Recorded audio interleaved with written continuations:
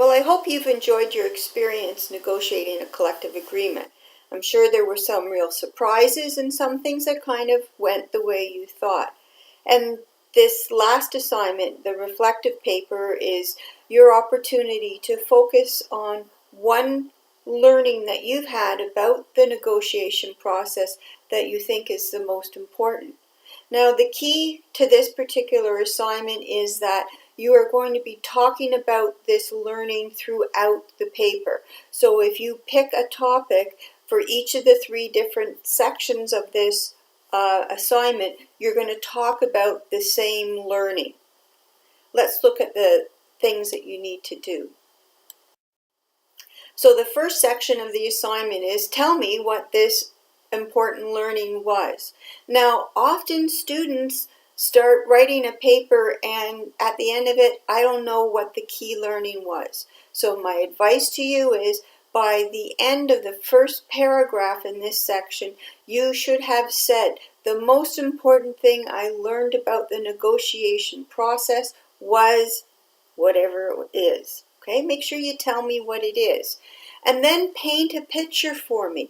Tell me how this learning came about. So you can talk about discussions that happened. It could have been in a team caucus. It could have been at the table. It could have been a discussion between you and me when you were struggling with how to approach a certain thing. So paint the picture.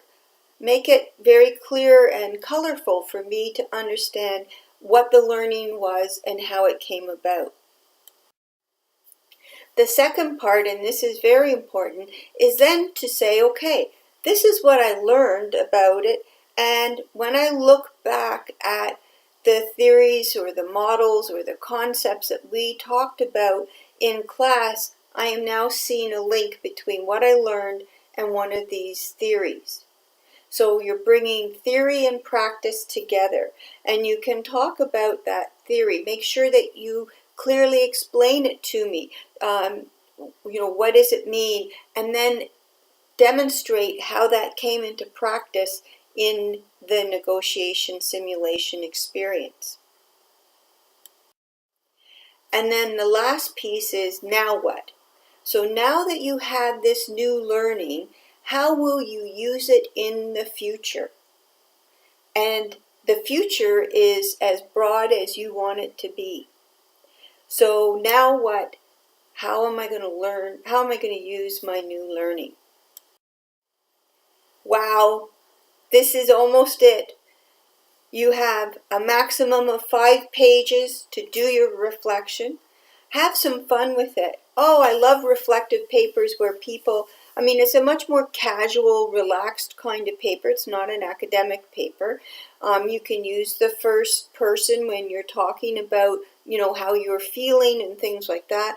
And when I used to write reflective papers, as you can imagine, I would put cartoons and pictures and things in to try and illustrate some of the ideas and thoughts that I had. So have some fun with it, enjoy it, and then pack it up because your assignments for this course will be finished.